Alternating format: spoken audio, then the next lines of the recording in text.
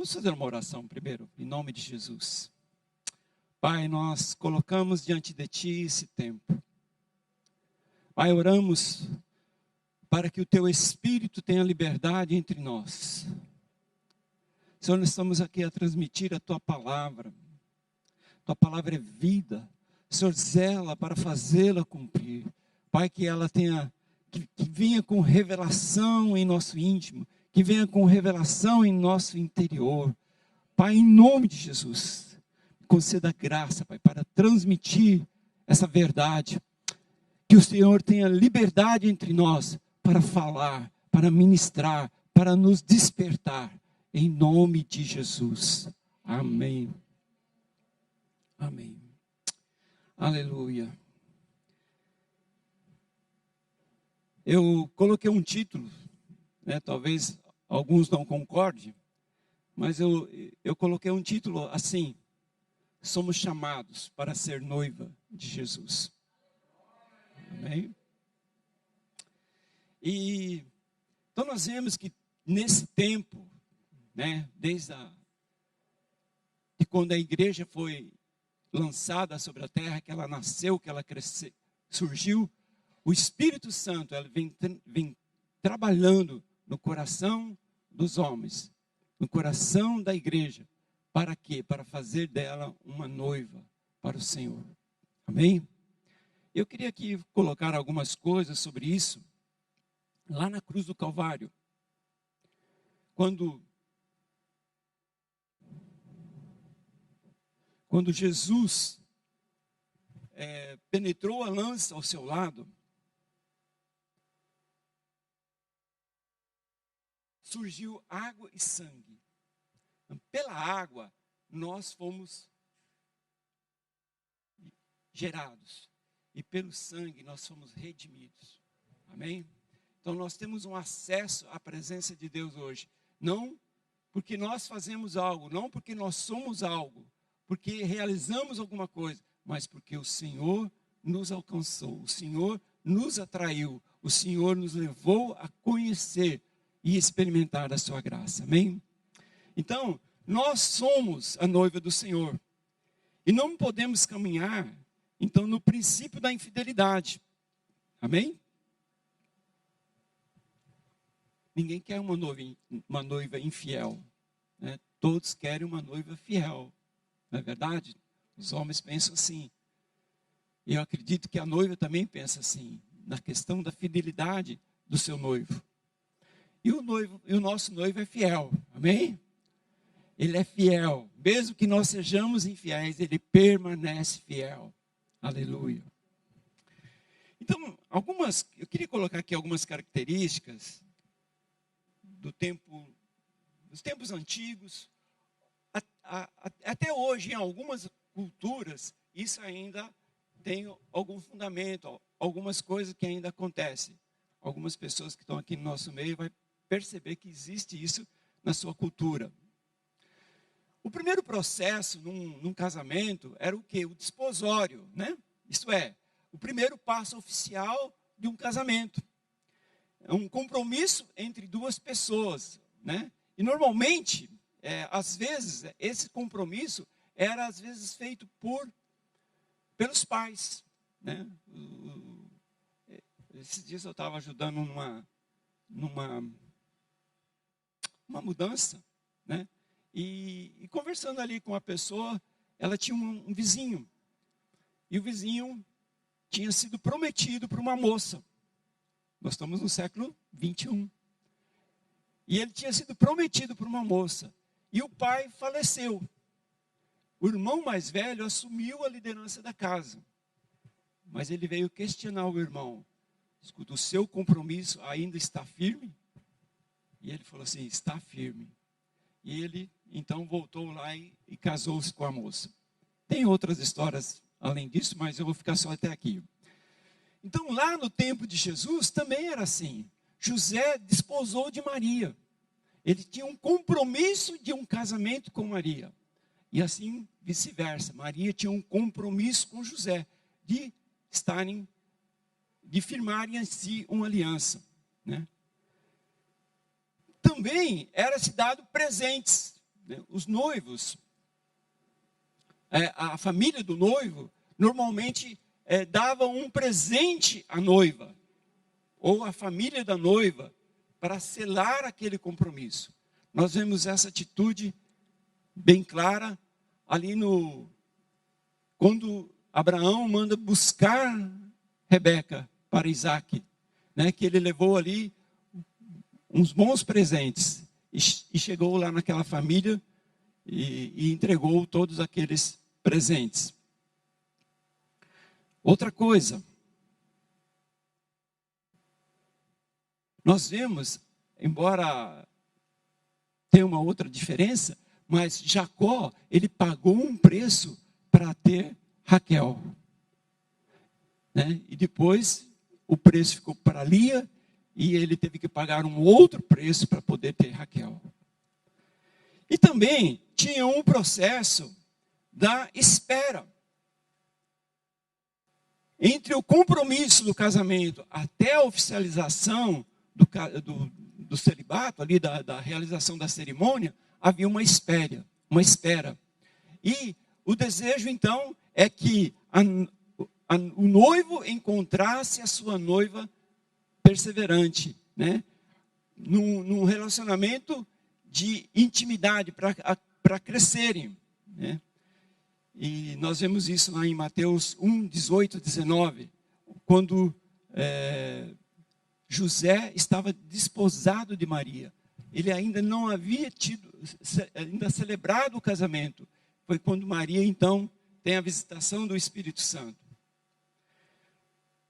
Também tem o banquete nupcial.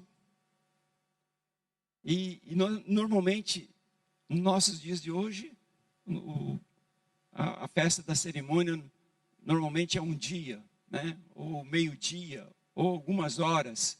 Mas naquele tempo, a festa se durava semanas.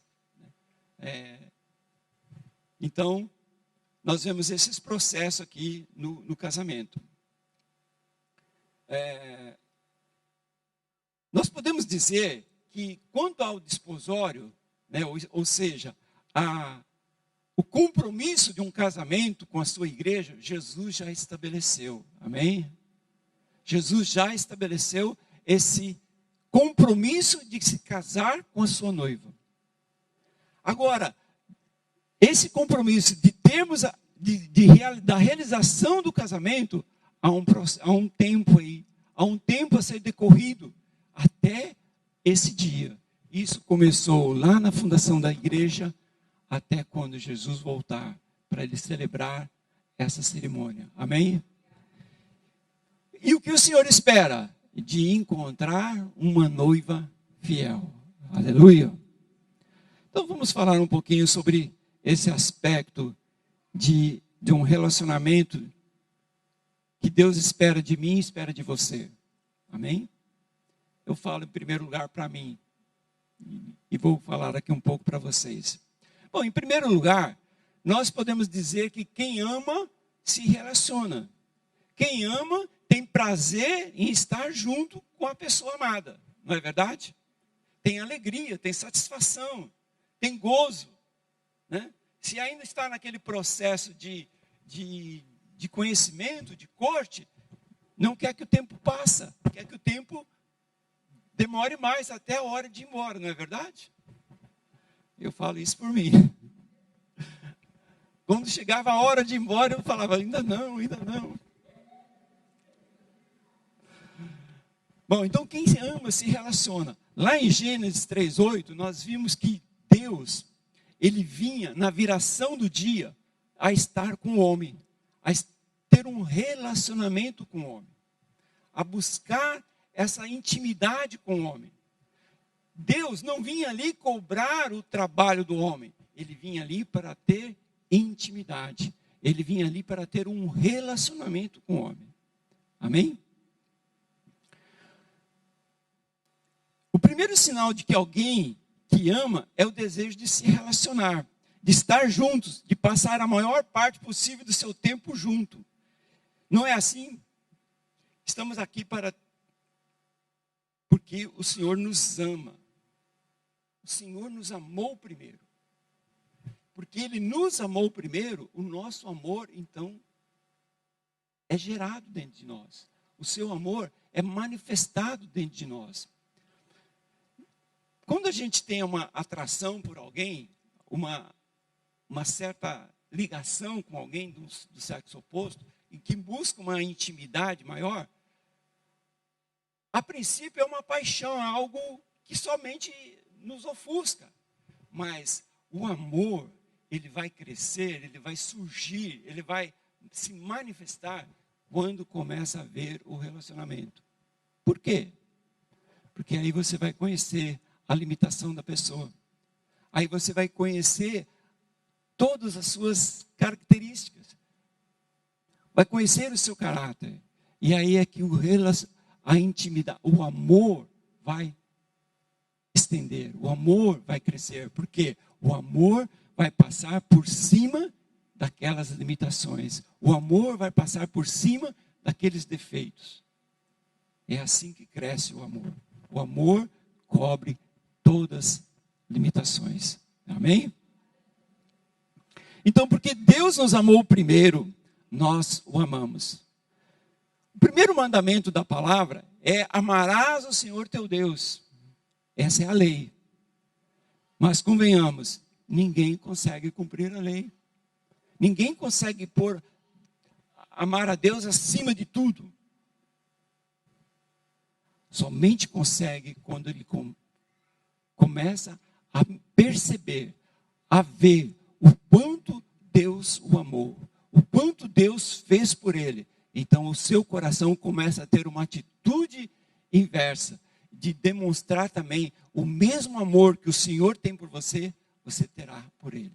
Isso é um processo que vai ser gerado dentro de nós. Amém? Então quem ama, se relaciona. Bom, nós vemos então que lá no Éden, Deus vinha ter com Adão todos os dias. Na viração do dia, o Senhor estava ali para ter comunhão com Adão. Só que um dia o Senhor veio e não encontrou Adão. O processo de fidelidade se quebrou ali. O homem não conseguiu cumprir a sua parte. Muito bem. Mas nós vemos na história que surgiu um homem da descendência de Adão, que chamava-se Enoque. E a Bíblia diz que Enoque teve uma intimidade com o Senhor, um relacionamento forte com o Senhor, a ponto de o Senhor o levantar, o Senhor o levar sem que ele conhecesse a morte. É assim que acontece quando nós buscamos a intimidade com Deus. O crescimento é tanto que o Senhor anela para que nós estejamos logo com Ele. Aleluia. Glória a Deus. Então a maior alegria de Deus é ter tempo de comunhão junto com o homem. E o nosso desafio é amar o Senhor. O nosso desafio é amar o Senhor. E o amor nosso ao Senhor, ele só vai gerar, ele só vai crescer na intimidade. Só vai crescer no relacionamento. À medida que você busca uma intimidade, à medida que você busca um relacionamento com o Senhor, o seu amor por Ele cresce. Você não percebe, né? Há um tempo você estava num nível de amor para com Ele. Quando você percebe na sua intimidade, você vai ver que o seu amor para com Ele está num outro nível. Por quê? Porque a intimidade gera o amor. Aleluia. Glória a Deus. Então é no relacionamento que a intimidade cresce e o amor se desabrocha, né?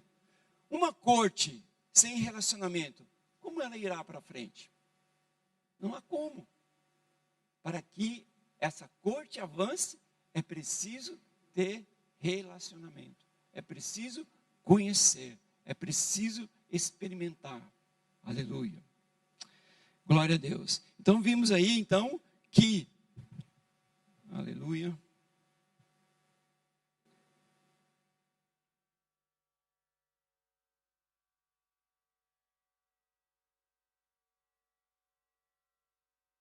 nós vimos então que, em primeiro lugar, que quem ama se relaciona.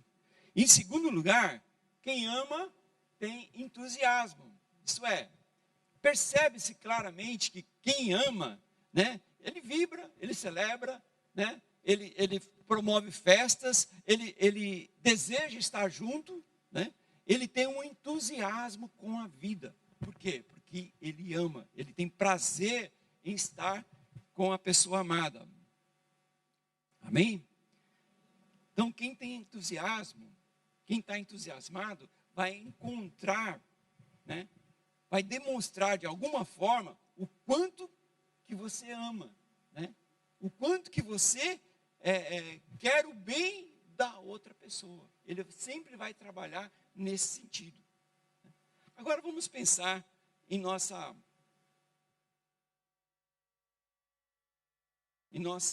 vida cristã, né? Quando nós estamos com um coração entusiasmado, quando nós estamos um coração assim ardente para com o Senhor, o que acontece?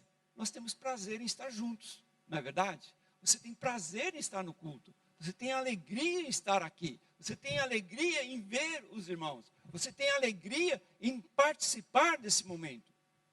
Você não quer ficar somente de mês em mês, você quer estar ali todo o tempo. Você vai para a célula e você não quer que a célula acabe. Ou que quando acaba, você procura ficar ali um pouco mais. Não é verdade? Eu percebo isso em alguns irmãos. Que acaba a célula, acaba a reunião da célula, ele não quer ir embora, ele fica ali. Né? E prosa vem, e prosa vai, e não quer ir embora. Por quê? Porque está entusiasmado, ele sente prazer, ele sente alegria em estar ali. Amém? Então ele sente alegria em estar com a célula, ele sente alegria em estar com os irmãos, ele sente alegria em estar nas reuniões, mesmo que isso seja cansativo, mesmo que às vezes isso seja algo que está incomodando na sua natureza física, mas ele se esforça, ele tem prazer, aleluia. Amém? Outras coisas que acontecem, você vai ao encontro, e qual é o teu desejo? Que todos venham participar do encontro, não é isso? Por quê? Porque o teu coração está entusiasmado. Você quer que as pessoas experimentam aquilo que você está experimentando. Quinta-feira nós estávamos, sexta-feira, nós estávamos numa célula, e uma irmã tinha chegado do Brasil. E ela falou o seguinte, que o maior desejo dela, o período de férias que ela ia passar ali, era para levar a família dela para a igreja.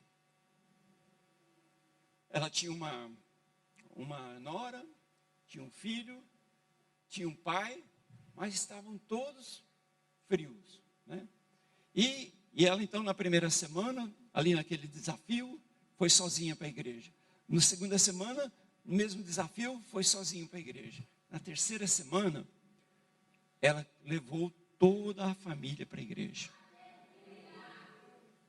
O pai, que estava mais resistente, ficou ali meio que fechado. Mas a nora se reconciliou com o Senhor, o filho entregou a vida para Jesus. E na quarta semana, ela não pôde estar ali, que ela já tinha voltado. Mas a família dela toda voltou para a igreja. E aí o pai dela escreveu, foi a melhor reunião que eu passei na minha vida. Eu não sabia o que era aquilo que estava acontecendo. Como que eu estava cego, que eu não percebia aquilo. É um coração entusiasmado, então leva outros a experimentar daquilo que o Senhor tem para nós. Aleluia. Outro aspecto, terceiro, quem ama não mede esforços.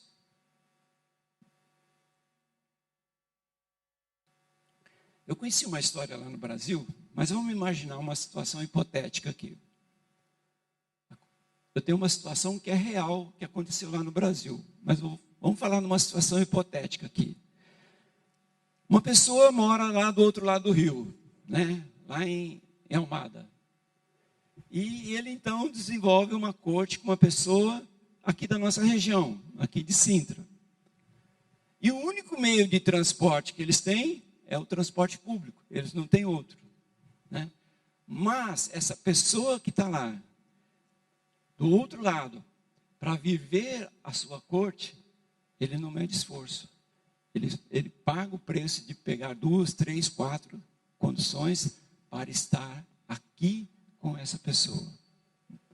Então, a pessoa não mede esforço para estar com a pessoa amada.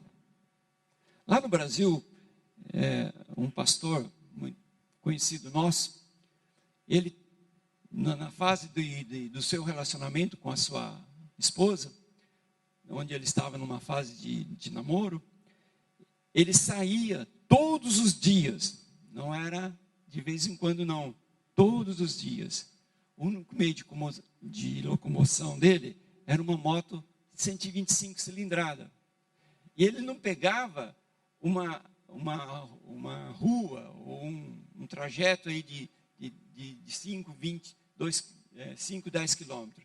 Ele fazia 50 quilômetros na moto 125 e ia até a casa da moça, ficava ali 15, 20 minutos e voltava novamente.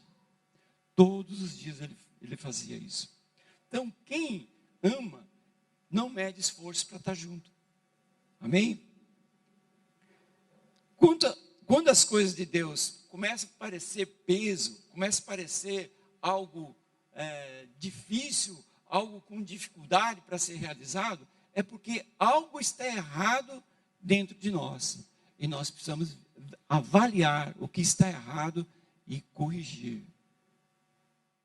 De maneira alguma, estar num culto deve ser um peso. De maneira alguma, estar numa célula deve ser um peso. De maneira alguma, em estar numa reunião pode ser um peso. Se há um peso, é porque algo ainda não está claro dentro de mim, que precisa ser desenvolvido. Amém? Aleluia. Então, a igreja, como noiva, precisa ter viva dentro de si essa paixão. Porque uma noiva que não tem paixão é uma noiva que não tem entusiasmo. Fica uma pergunta, né? Imagine você, a noiva, convidam ela para ir experimentar o vestido de noiva. Você precisa ir lá experimentar o vestido de noiva. Não, agora não vou não, estou muito cansada. Algo está errado. Ela não mede o esforço, né? O cansaço não será impedimento para estarmos nos cultos e nem nas nossas células. Quem ama não mede esforço. Aleluia. Outro aspecto, né? Quarto, quem ama é fiel. Uma pessoa que não se guarda, né? Uma pessoa que não se preza pela sua pessoa, ela vai ser infiel. Ela vai ter intimidade e relacionamento com várias pessoas, né? Mas a noiva é fiel àquele a quem ela vai se casar. Nós vamos nos casar com Cristo. O Senhor está preparando uma noiva fiel. O operar do Espírito Santo nesses dias é para nos fazer fiel ao Senhor. Tudo aquilo que é barreira, tudo aquilo que é impedimento, Ele está fazendo um trabalho de aresta, de quebrar, de lapidar, para que nós sejamos perfeitos nele. Amém? Que noivo que se casaria com uma noiva 90% fiel? Ou que noivo que se casaria com uma noiva que um mês ela é fiel e no outro mês ela não é fiel? Ninguém, né? Acredito que ninguém. O noivo espera da sua noiva 100% de fidelidade. Amém? Então, todos nós somos chamados para ser noiva. Todos nós fomos chamados para ser noiva. Lá tem aquela parábola Jesus contou a parábola das 10 virgens, né? E ali nós vemos 5 prudentes e 5 nécias. As 5 prudentes, elas perseveraram, elas se guardaram, elas se manteram fiel, elas manteve o azeite dentro de si, manteram a chama do Espírito acesa. As imprudentes viveram de maneira relapsa, viveram de maneira que não valorizaram aquilo que elas tinham. E quando o noivo veio, as prudentes entraram e as infiéis, as nécias, não entraram. Amém? Aí a gente pega todos esses tópicos aqui. Deixa eu pincelar eles novamente. Quem ama se relaciona. Você se relaciona todos os dias com o Senhor? Num nível de intimidade maior cada dia? Outro aspecto. Quem ama tem entusiasmo. Você é entusiasmado todo o tempo? Outro aspecto. Quem ama não mede esforços. Você é uma pessoa que se esforça o tempo todo para estar em intimidade com o Senhor? E quem ama é fiel. Como é a sua fidelidade? Eu entendo que essas coisas só podem acontecer de uma maneira dentro de nós. O Senhor trabalhando.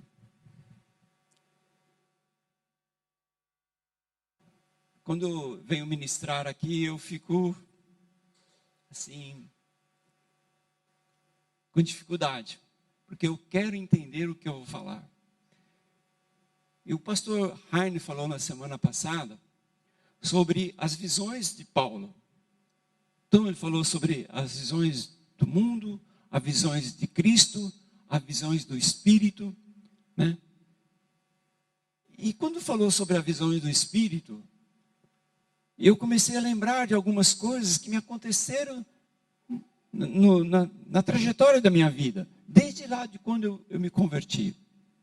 E eu realmente tive algumas impressões no meu espírito muito gostosas, que me alicerçaram e me alicerçam até hoje. A intimidade no espírito nos leva a desfrutar e a conhecer mais do Senhor. E eu vejo então que e aí eu fui orar ao Senhor, para o que falar? Para o que ministrar aqui? E eu orei ao Senhor um dia, acordei cedo, e parece que eu vou dormir pensando nisso, e acordava pensando nisso. E eu acordei e falei, Senhor, o que eu vou ministrar? E o Senhor me falou assim, foi uma impressão no Espírito que eu tive algum tempo atrás, e ela falou de novo, a expressão que ele dirigiu a Pedro, tu és pedra, e sobre esta pedra edificarei a minha igreja. Quem que edifica a igreja? Jesus. É o Senhor quem edifica a igreja. Nós somos somente o quê? Paulo fala que nós somente somos cooperadores de Deus. Nós só estamos aqui para cooperar com o Senhor. Porque quem faz a obra é o Espírito. Quem faz a obra é o Senhor. O Salmo diz assim, que se o Senhor não edificar a casa, em vão trabalham aqueles que edificam. Se o Senhor não vigiar a cidade, em vão é o trabalho dos sentinelas. Então, se o Senhor não operar, se o Senhor não nos edificar, tudo é em vão. Mas o Senhor diz que Ele edificaria a sua igreja. E o nosso descanso é o que então? É descansar no Senhor. Há uma música que diz assim, que meu é todo o trabalho, e o teu trabalho é descansar em mim. Nós temos que ter essa confiança de que o Senhor está trabalhando em nós. Há limitação dentro de nós? Há dificuldade ainda dentro de nós? Mas o Senhor é fiel e Ele zela para fazer cumprir a sua palavra. E nós podemos ver isso claramente na vida de Pedro. Aleluia. Quando Pedro tem uma experiência com Jesus, foi de uma maneira através de uma outra pessoa. André, irmão de Pedro, era discípulo de João Batista. E João Batista, então, apresentou a Jesus aos discípulos. A primeira apresentação que João Batista faz de Jesus, fala assim: eis o Cordeiro de Deus que tira o pecado do mundo. Depois, numa outra ocasião, Jesus ia passando e João fala novamente: eis o Cordeiro de Deus. E estava ali então André e mais um discípulo. E eles então deixam a João Batista e começam a seguir a Jesus. E ao seguir Jesus, Jesus se volta para eles e pergunta: o que buscais? E eles perguntam: aonde o senhor mora? E Jesus fala: vem e vê. E eles passaram então aquele dia com Jesus. E eles saíram dali. E André então vem para Simão, que antes era assim o nome de Pedro. E fala para Simão: encontramos o Messias, né? A Jesus o Nazareno. E aí André leva Pedro para Jesus. E ali Jesus fala para Pedro: tu não será mais Simão, mas será chamado Cefas. Cefas é um nome grego que significa pedra. Só que essa expressão pedra aqui, não é uma expressão de uma pedra enorme, mas como que se fosse uma lasca de pedra, ou uma pequena pedra, ou uma pedrita, né? Era assim que foi chamado Simão. Tu não será mais chamado Simão, mas será chamado Cefas, será chamado Pedro.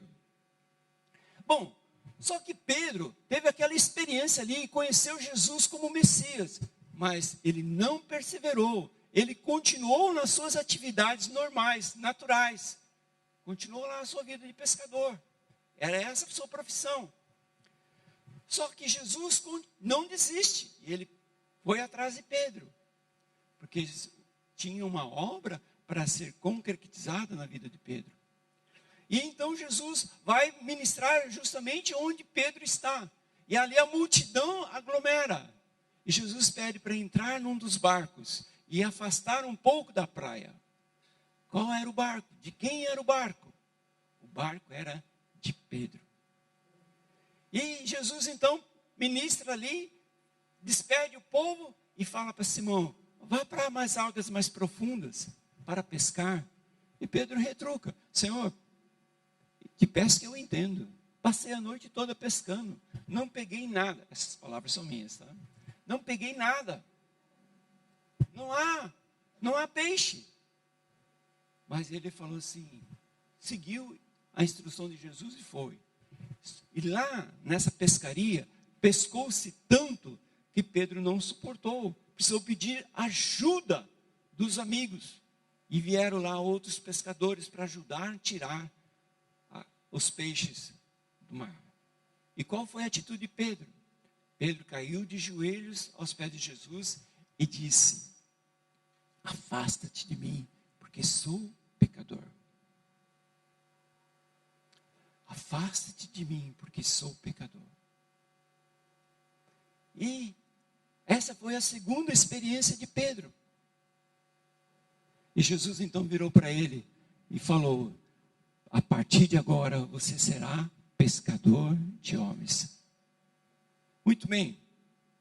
Deixa eu seguir aqui o meu raciocínio, senão me perco.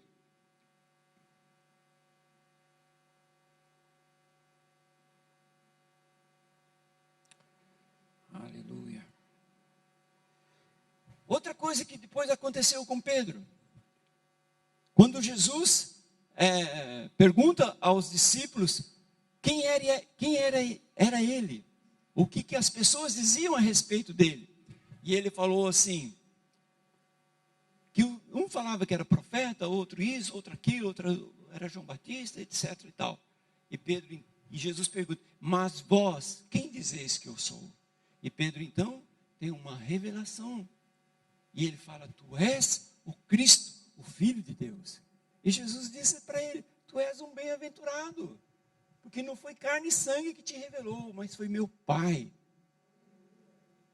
E não para aí. Depois Pedro teve uma outra experiência. Jesus levou ele a um monte. E lá no monte, Jesus transfigurou. Então Pedro teve a oportunidade de ver Jesus, Deus. Agora você imagine todo esse processo na vida de Pedro. Todo esse caminho, e desenrolar na vida de Pedro.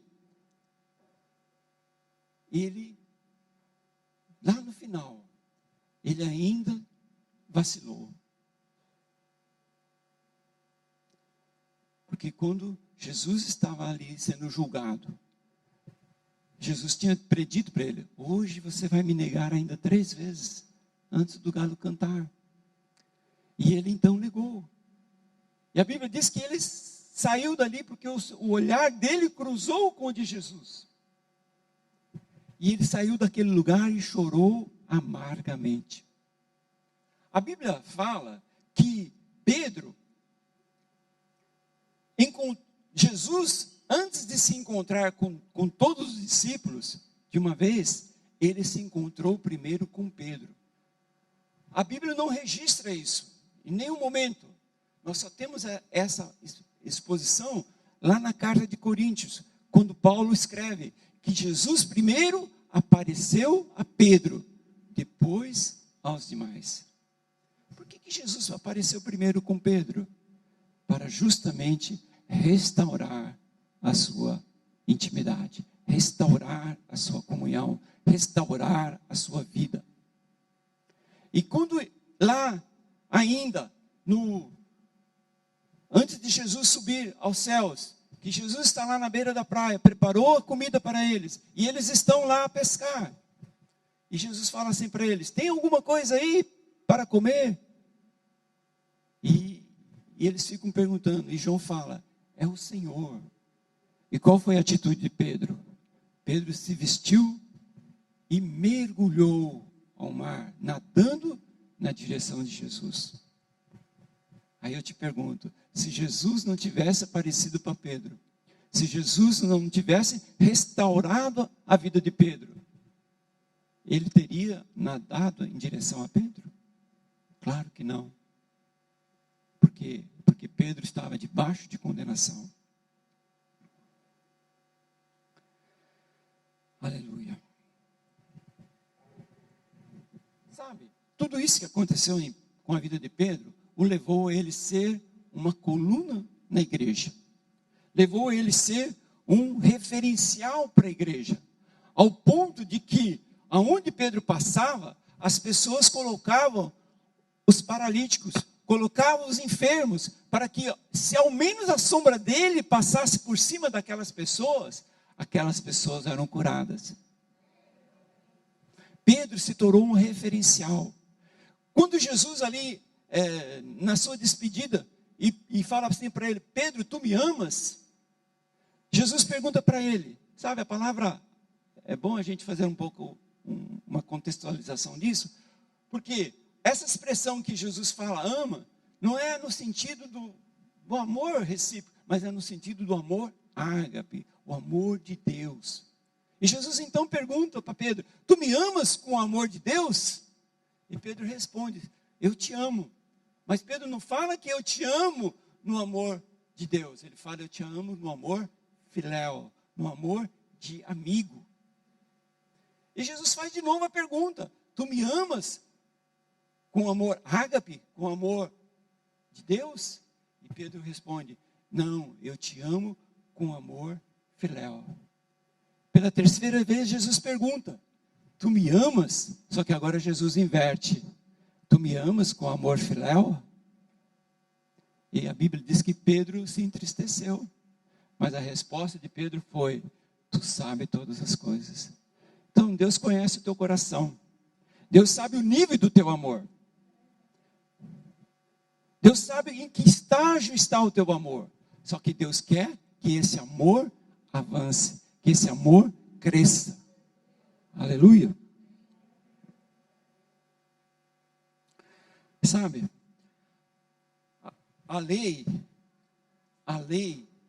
é amar a Deus. Mas a graça é saber o quanto que você é amado por Deus. O apóstolo João, ele é descrito, ele é conhecido como o apóstolo do amor. E sempre há uma referência a ele nesse sentido. Aquele a quem o Senhor ama. João tinha uma revelação de quanto que ele era amado pelo Senhor. De quanto que era grande o amor de Deus para com ele. Por isso que ele teve mais revelações do amor de Deus. Agora, como que é essa experiência que aconteceu com Pedro? Como que ela vai ser desenvolvida em nós? A Bíblia diz assim, lá em 2 Coríntios, que nós somos transformados, 2 Coríntios 3,18, que nós somos transformados de glória em glória, como a imagem do Senhor. Então, à medida que você tem experiências, que você tem intimidade, que você tem um relacionamento maior, o Senhor vem com revelações sobre a tua vida. E a glória dele é manifestada. E você passa a ter uma compreensão, uma dimensão maior do amor dele para com você. Aleluia. Então nós temos essa atitude. Eu queria convidar os irmãos a subirem aqui. Lá no Salmo 133 diz assim, né? Ó, quão bom e quão suave é que os irmãos vivam em união. É como o óleo precioso sobre a cabeça, que desce sobre a barba de Arão, que desceu sobre a gola das suas vestes, como o orvalho de Hermon, que desce sobre os montes de Sião, porque ali o Senhor ordenou a bênção e a vida para sempre. A vida de Deus, ela se manifesta quando estamos juntos. A Bíblia diz que quando 2 ou mais se reunirem em seu nome, ele estaria no meio. Quanto mais quando nós estamos num ambiente assim. Então a importância de nós estarmos juntos é onde o Senhor se manifesta. Eu sou limitado em transmitir alguma coisa, mas o Espírito não é limitado. E na sua necessidade, ele fala ao seu coração. Lá no Salmo 51, Davi diz assim, que sacrifício aceitável a Deus é um espírito quebrantado, e ao coração quebrantado e contrito, o Senhor não despreza. Sabe, irmãos, nós temos que ter esse coração quebrantado, um coração contrito diante de Deus. Para quê? Para que Ele se manifeste, para que Ele venha com luz, para que Ele venha mostrando sua graça e seu amor, para que nós cresçamos nesse amor, para que nós realmente nos encontremos fiel naquele dia que Ele virá, porque Ele virá, isso é certo.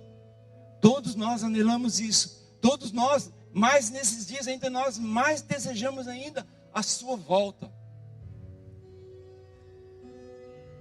Agora, essa intimidade, esse crescer do amor de Deus dentro de você, vai depender totalmente de você. Um coração quebrantado e contrito, Deus não despreza. Ao contrário, Ele corre. Muitos acham que Deus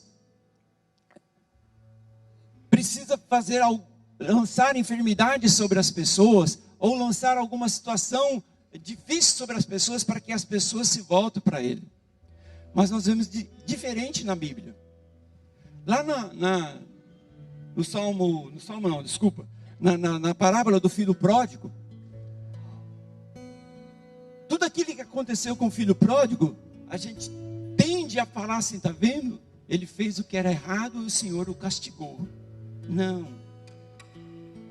Porque ele buscou o caminho errado. O pecado, a morte o alcançou. A Bíblia diz assim que o salário do pecado é a morte.